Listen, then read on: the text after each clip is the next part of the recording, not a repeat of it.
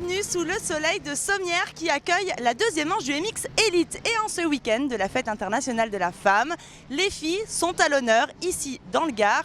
Elles courent sur le même circuit que les hommes qu'on retrouvera le dimanche, MX1 et MX2 bien évidemment.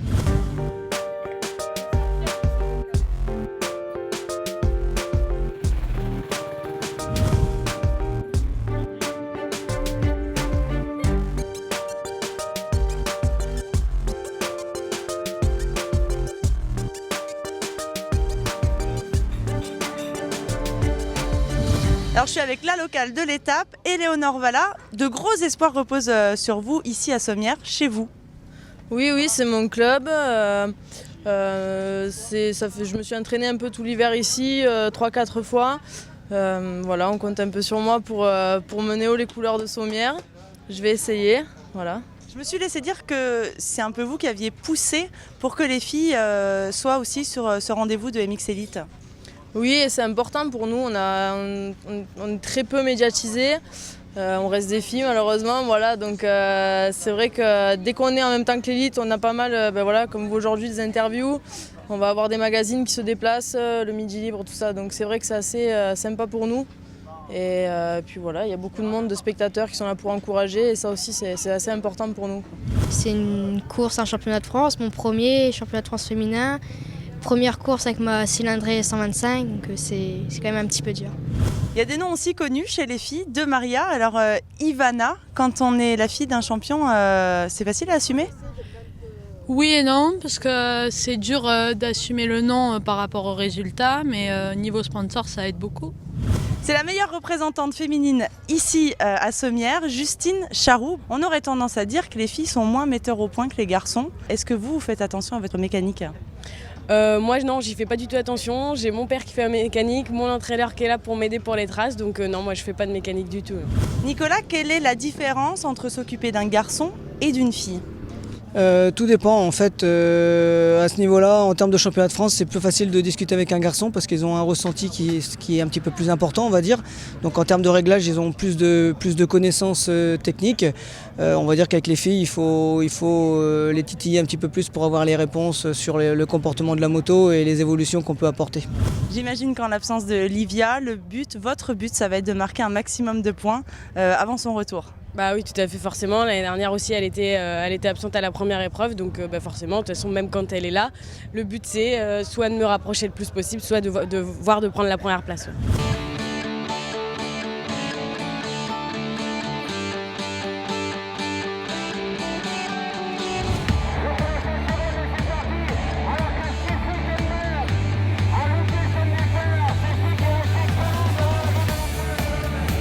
Mais ça ne se passera pas aussi bien que prévu pour Justine Charroux.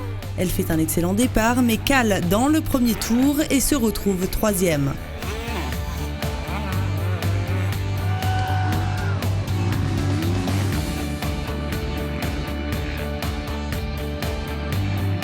Face à elle et bien motivée à défendre ses couleurs sur son territoire, Éléonore Valla mène la première manche de bout en bout devant Ivana de Maria. Longtemps troisième, Charroux prend la deuxième place en fin de course. De Maria passe 3.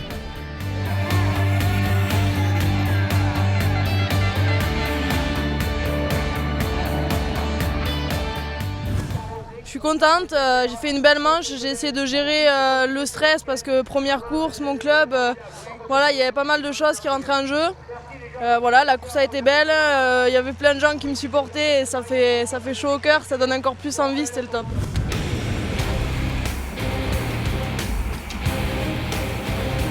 Piquée au vif, Justine Charroux remet les pendules à l'heure dans les deux manches suivantes.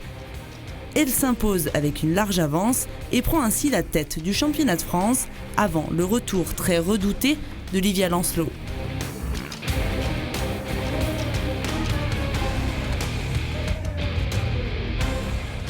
Aujourd'hui, le terrain il était complètement différent, il y avait beaucoup de grosses ornières, c'était on va dire pour moi un vrai terrain par rapport à hier. Voilà, j'ai pris pas mal de rythme, à chaque fois je pars en tête et du coup je me suis fait vraiment plaisir, surtout en dernière manche. Avec une victoire et 2 deuxièmes places, Valla est deuxième du championnat à 3 points de Charroux. Gloria Jacquemart complète ce podium provisoire grâce à sa régularité tout au long du week-end. Parmi Parmi les pilotes en lice, 4 sont des locaux, 3 vont défendre leur place en MX1. Il s'agit de Greg Aranda, Seb Pourcel et Fabien Isoire. Et en MX2, c'est le grand retour de Florent Richier. Nous sommes allés à leur rencontre.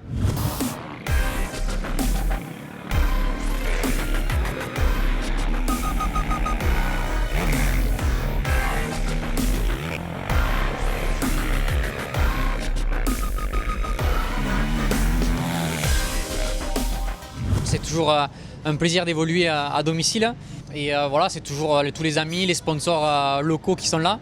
Alors avec vous, il y a 2 autres locaux, Pourcel et Aranda. J'imagine qu'il va y avoir une belle bagarre entre vous. Oui, c'est sûr, c'est un peu 2 très bons pilotes qui d'habitude roulent très vite ailleurs et qui particulièrement sur une piste comme ça la connaissent mieux que moi. Et voilà, après on sait très bien que c'est pas parce qu'on roule à domicile et qu'on connaît la piste que forcément on va rouler devant. Les conditions sont différentes qu'on peut avoir à l'entraînement. Mais voilà, c'est 2 très bons pilotes qu'on a l'habitude de voir aux avant-postes et qui à coup sûr seront devant aujourd'hui. Et j'espère faire partie de ce groupe. Vous faites partie des locaux, j'imagine que rouler ici c'est toujours un petit peu particulier pour vous. Bah ouais, c'est à la maison, j'habite à une demi-heure donc c'est cool, il y a plein de monde que je connais, et plein de supporters, puis j'aime bien le terrain et donc c'est toujours bien de rouler ici et ça fait plaisir de rouler devant les fans. On a aussi Pourcel et Isoire. Lequel d'entre vous 3 est le plus rapide sur cette piste? Bah je sais pas, on verra ça cet après-midi, mais bon, les 2 roulent bien et je pense qu'il va y avoir de la belle bagarre. Après le terrain va être technique parce qu'ils ont beaucoup arrosé cette nuit, donc ça sera pas vraiment à la sudiste cette année, mais bon, ça fait plaisir de rouler ici. Sébastien, vous faites partie des locaux. J'imagine que rouler ici, il y a une saveur un peu particulière. Bah ouais, c'est vrai que ici c'est comme à la maison.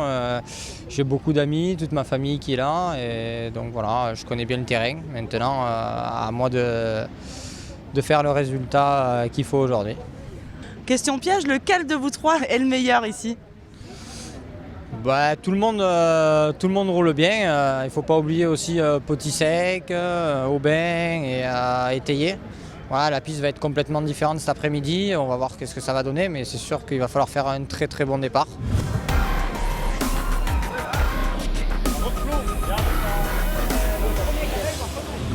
En MX2, c'est le retour de Florent Richier. Il va rouler sur un 152 temps. Parlez-moi un petit peu de cette moto. C'est une moto d'origine qui a été préparée par Mac Racing, donc on a travaillé un petit peu dessus sur le moteur et suspension surtout. Je pense qu'on n'est pas trop mal, on n'est pas au niveau d'un demi Kata, mais bon, avec le niveau que j'avais avec la 4,5 et on va dire avec les années de roulage que j'ai, je pense que j'arriverai à faire quelque chose de pas mal. Et vous connaissant, vous allez faire un peu le show. Oh, si le public est derrière moi, on verra bien.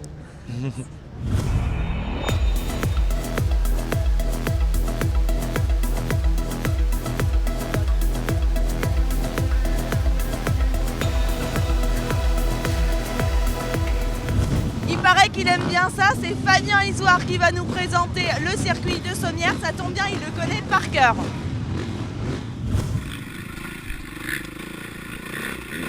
Donc voilà, on est parti pour un tour de la piste de Sommières. Donc le bout droit de départ, qui a une particularité qui est très légèrement en dévers. On arrive sur un double droite, qui pour aujourd'hui est très très glissant au vu de l'arrosage intense cette nuit. Voilà, une petite descente. Un gauche très serré et très lent. On arrive sur un double en montée. Voilà, un virage serré à gauche. Un petit droite. On bascule de l'autre côté du terrain. Voilà, on reprend l'élan. Un saut à plat. Suivi d'une chicane très serrée qui nous fait énormément ralentir. Voilà, maintenant le fameux Aranda Lips qui a été légèrement modifié, donc c'est une table à double réception maintenant. Une grande descente derrière avec une petite marche au freinage. Un virage à droite. Et là on remonte en contresens pour sauter un autre Aranda Lips. Voilà. Là on revient un petit peu de l'autre côté du circuit. Une petite marche en descente. Un bon virage à gauche. On remonte avec une marche en montée. Un gros saut dans les bois qui rebascule par-dessus la colline. Un autre petit saut à plat. Et une table qui fait beaucoup freiner. Voilà, maintenant on est du côté du départ. Un virage à gauche, on longe le départ en contresens juste au-dessus. La chicane juste avant l'arrivée. Voilà le petit bout droit qui arrive juste derrière le départ. Voilà, on refait la chicane, une dernière chicane qui est juste collée au départ et on reprend le bout de départ et voilà, le tour est fini. En MX2, Jolin et Paturel ont signé chacun le meilleur temps de leur manche qualificative. Maintenant, place aux courses et c'est parti.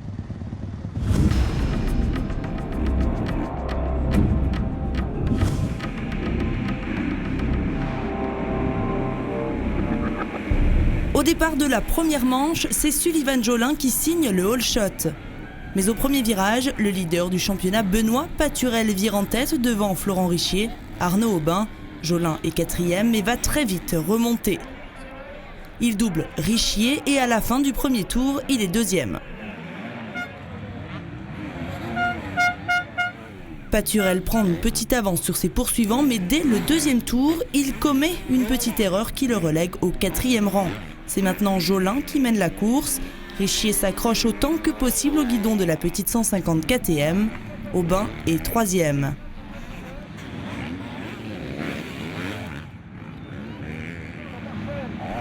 Mais Paturel va rapidement l'attaquer pour reprendre une place sur le podium. Le classement à l'avant de la course reste figé durant 5 tours.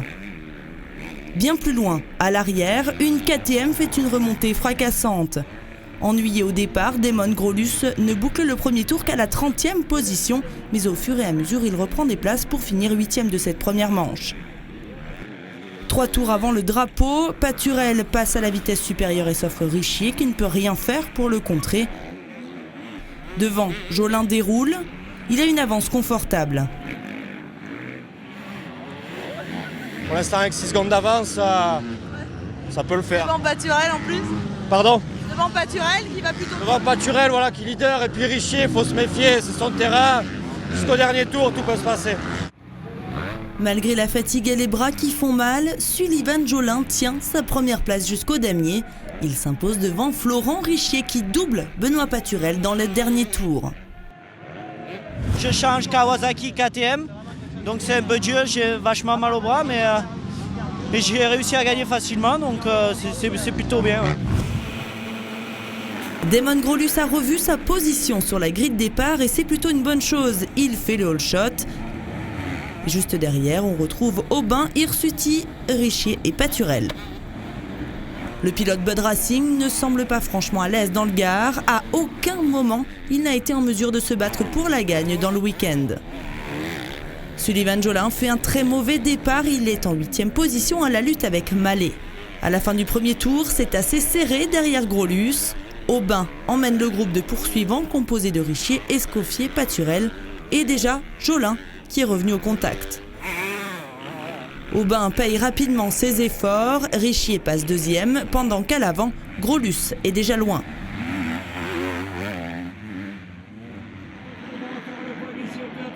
Ça ne bouge pas beaucoup, jusqu'à ce que Damon Grolus cale dans le pif-paf de la ligne des panneauteurs. Richier recolle alors. Et avec sa moto moins puissante, c'est difficile de rester vraiment en contact.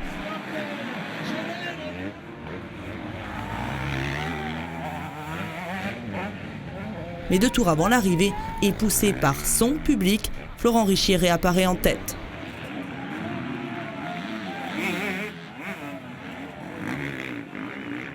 Grolus prend un coup au moral, il perd du temps et voit la victoire s'envoler au profit du local.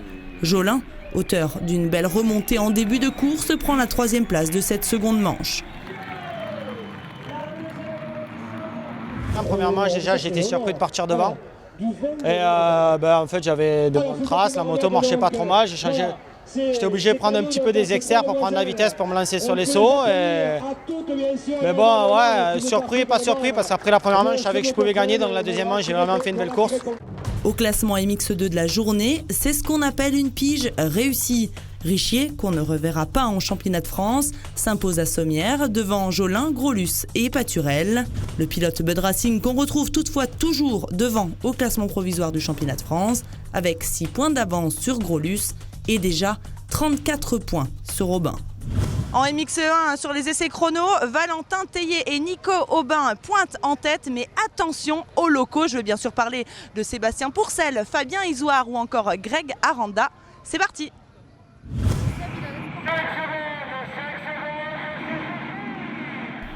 Au départ de cette première manche MX1, c'est Nicolas Aubin qui apparaît en tête du premier virage, mais Valentin Tellier à l'intérieur est mieux placé pour le virage suivant. Aubin se fait enfermer et ne ressort que 4e, alors que Tellier est au coude à coude avec Berthomé, juste devant Pourcel. Le pilote Bud Racing s'en va et à la fin du premier tour, il a déjà une petite avance sur le pilote KTM. Ouais, il est bien parti, il a une avance confortable. Il gère sa course et ça va le faire. Nicolas Aubin est 3e, Aranda est un peu distancé, il se bat maintenant pour la 4e place avec Berthomé et Potisek. Le pilote Yamaha va disparaître du groupe après une chute, il remontera finalement 4e.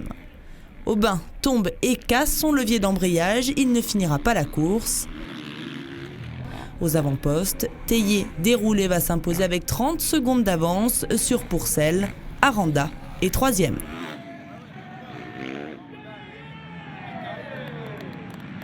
Je suis satisfait de ma course malgré mon mal de bras dès le deuxième tour. C'était dur parce que rouler avec le mal de bras, on ne roule pas à 100% et malgré tout, je suis quand même content d'avoir gagné. Sur la seconde manche, excellent départ de Potisek, suivi d'Isoard. Tellier se fait enfermer à l'intérieur du premier virage. Christophe Martin ressort 3e, Lafont 4 et Jacquiot 5.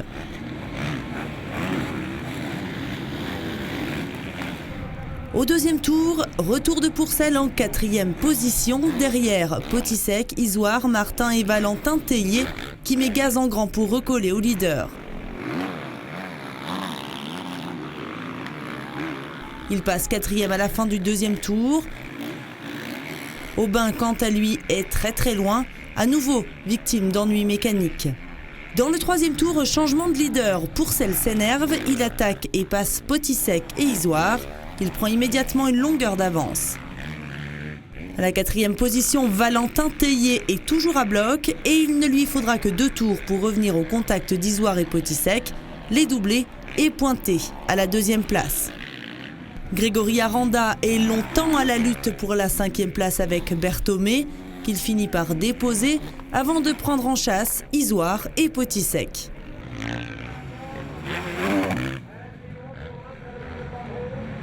Seul au monde depuis le début de la manche, le clan Pourcel est confiant. Ça va tenir? Faut espérer, mais normalement, si le pilote se donne à fond, c'est bon, je pense. On a vu que Tellier avait mis, ça y est, enfin la machine en marche, hein, il a vraiment accéléré. Ouais, il est un peu moins bien parti que Seb. Mais là, ça y est, il est second, on va voir si l'écart se réduit ou se creuse.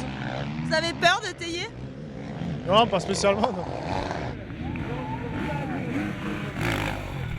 Pourtant, derrière lui, la plaque rouge de Valentin Tellier se rapproche de plus en plus. Dans un style très agressif, le pilote Bud Racing fond littéralement sur la KTM. Ouais, il fait des bons chronos, donc on suit l'écart avec le premier et on espère qu'il va grappiller et pouvoir porter quelques attaques. À la 3e place, Aranda s'est invité au débat au milieu de Potisek et Isoard, qu'il double juste avant la ligne à 4 tours de l'arrivée. Pourcel avait bien senti la menace, Tellier finit par le doubler à 3 tours du drapeau. Le pilote KTM s'accroche, il veut impérativement gagner devant son public. Et jusque dans les derniers mètres, il porte une ultime attaque qui déstabilise Tellier, mais pas suffisamment pour lui voler la vedette. Et ça se joue à une demi-moto sur la ligne. Au début, je voulais m'économiser pour la super finale. C'est raté dans les 2 derniers tours où j'ai dû tout donner. Il n'a pas manqué grand-chose, mais bon, c'était une belle bagarre. Et Valentin a encore très bien roulé. Après, derrière, c'était un peu plus loin, donc voilà, mais bon. on va voir la super finale. La journée est signée Valentin Tellier avec un sans faute. Devant Sébastien Pourcel et Grégory Aranda, Milko Potisek est 4e, Fabien Isoire 5e. Au championnat, on prend presque les mêmes et on recommence, hormis la 3e place qui est occupée par le pilote Yamaha Milko Potisek devant Greg Aranda. Ce week-end se termine avec la super finale. On va prendre les 20 meilleurs pilotes du MX2, les 20 meilleurs du MX1. Et alors là, il va y avoir un beau suspense, un beau spectacle sur cette piste de Sommières.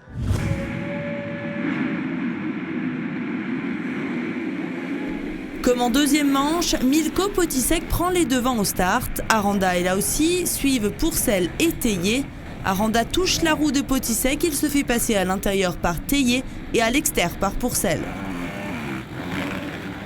Valentin Tellier est rapidement premier après une erreur de Potisek. Pourcel est deuxième et les deux hommes promettent à nouveau une belle bagarre sur cette super finale. Derrière eux, on retrouve Aranda, Isoire et Aubin. Dans le deuxième tour, c'est Pourcel qui prend les commandes, bien décidé à enfin gagner chez lui. Mais il commet une erreur 2 tours plus tard. Tellier reprend la tête devant Aranda, mais Pourcel recolle rapidement, il est accompagné de Nico Aubin. Talonné de près par Pourcel, Aranda semble enfin vouloir jouer la gagne sur cette dernière course du meeting. Il porte plusieurs attaques sur le pilote Bud Racing. Dans le 6e tour, Pourcel accélère et reprend la 2e place. Il se rapproche de Valentin Tellier. C'est à nouveau le suspense assuré pour les 6000 spectateurs venus encourager les crossmen locaux. 3 tours plus tard, changement de leader à nouveau, l'enfant du pays est premier. Valentin Tellier est fatigué, Aranda le comprend vite et ne cesse de chatouiller le pilote Bud Racing jusqu'à ce que ça passe.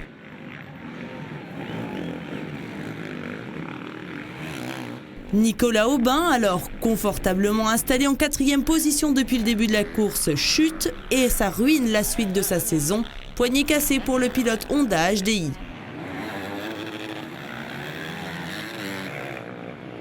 À la fin de l'avant-dernier tour, Pourcel est gêné par un retardataire, chute et laisse Aranda et Tellier prendre la tête. Alors que la course est complètement relancée avant le dernier tour, le commissaire agite le drapeau à damier. C'est la confusion. Pourcel repart en piste, Aranda et Tellier semblent perdus. Cette erreur vaudra finalement la prise en compte du classement 2 tours avant le drapeau à damier. C'est donc Sébastien Pourcel qui s'impose devant Grégory Aranda et Valentin Tellier. Premier pilote MX2, Damon Grolus termine à la 6e place de cette super finale. Avec un excellent week-end en terre gardoise, Valentin Tellier conserve sa plaque rouge de leader des internationaux de France. Pourcel est maintenant 2e. Paturel, qui n'était pas franchement très bien ce week-end, reste toutefois sur le podium provisoire de ce classement. C'en est terminé avec cette manche de Sommières. On se retrouve dans 2 semaines, les 22 et 23 mars à Guignon, pour la 3e manche du MX Elite.